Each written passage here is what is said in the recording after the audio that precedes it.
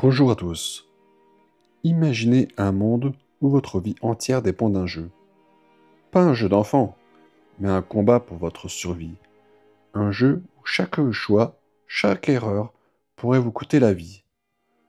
Dans Squid Game, c'est précisément ce qu'il arrive.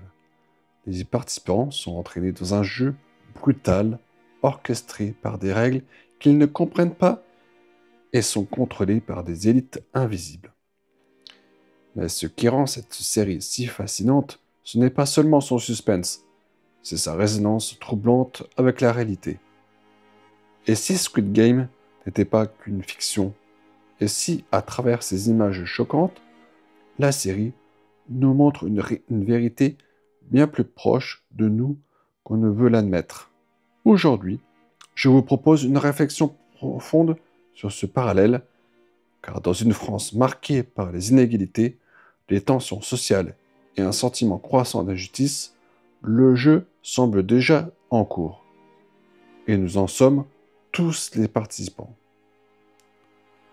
Dans Squid Game, tous les participants ont un point commun.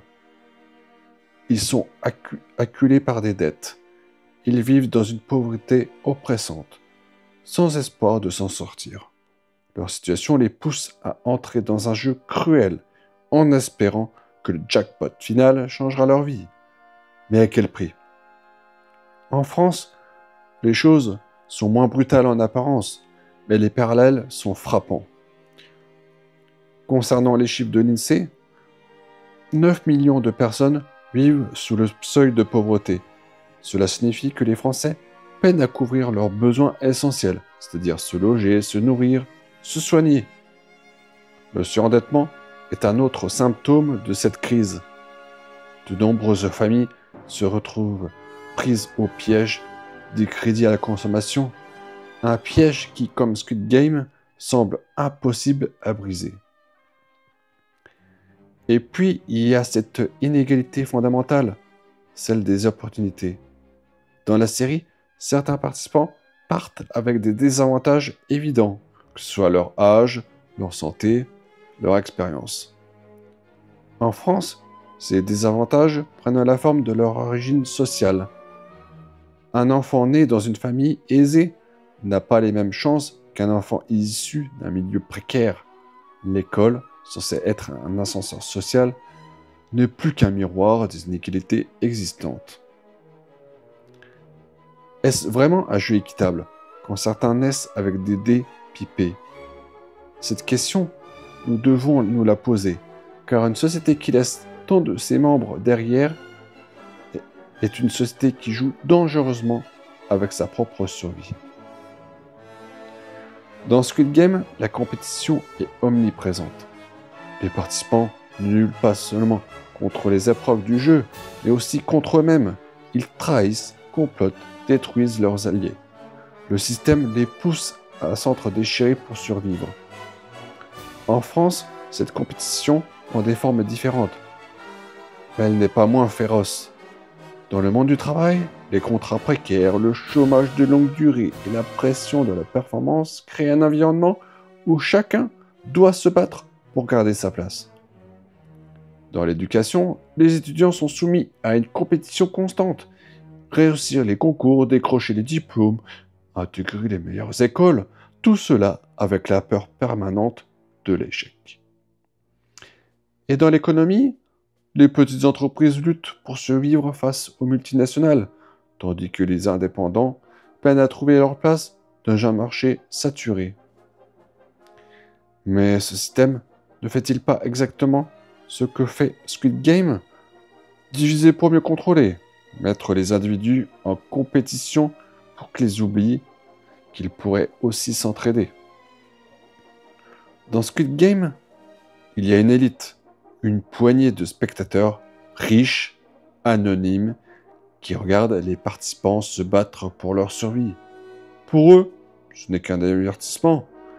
En France, cette élite existe aussi, mais elle n'est pas toujours visible. Ce sont les décideurs politiques, souvent perçus comme des déconnectés des réalités du terrain. Ce sont aussi les grandes fortunes qui concentrent une part énorme des richesses, tandis que le reste de la population se bat pour des miettes. Ce sont les multinationales qui façonnent les règles économiques sans se soucier des conséquences pour les petites entreprises et les travailleurs. Ce qui est frappant, c'est cette distance, cette impression que les élites ne jouent pas au même niveau que nous. Elles observent, elles décident, mais elles ne participent pas. Et quand la situation devient trop critique, elles trouvent toujours un moyen pour s'en sortir, laissant aux autres porter le poids des conséquences. Un des messages les plus tragiques de Squid Game est la destruction de la solidarité. Au début, les joueurs forment des alliances. Ils s'entraident, espèrent ensemble. Mais au fil des épreuves, la peur, la pression les poussent à trahir. En France, cette perte de solidarité est tout aussi visible. Les travailleurs se méfient des chômeurs, accusés de profiter du système. Les jeunes et les retraités se voient comme des adversaires en concurrence pour des ressources très limitées. Les bénéficiaires des aides sociales sont stigmatisés, alors qu'ils ne font que survivre dans un système qui les marginalise. Et si ce manque de solidarité était notre plus grande faiblesse, une société divisée où chacun lutte pour soi n'est qu'une version édulcorée de Squid Game. Et dans ce jeu, il n'y a pas de vainqueur. À la fin de Squid Game, une question fondamentale reste. Fallait-il jouer à ce jeu? En France, nous avons encore le choix. Nous pouvons refuser ce système qui favorise la compétition au détriment de l'entraide.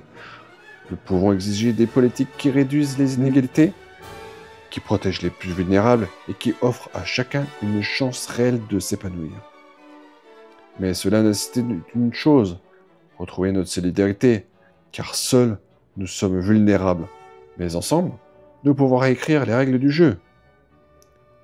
Et vous, qu'en pensez-vous, ce jeu dans lequel nous sommes plongés?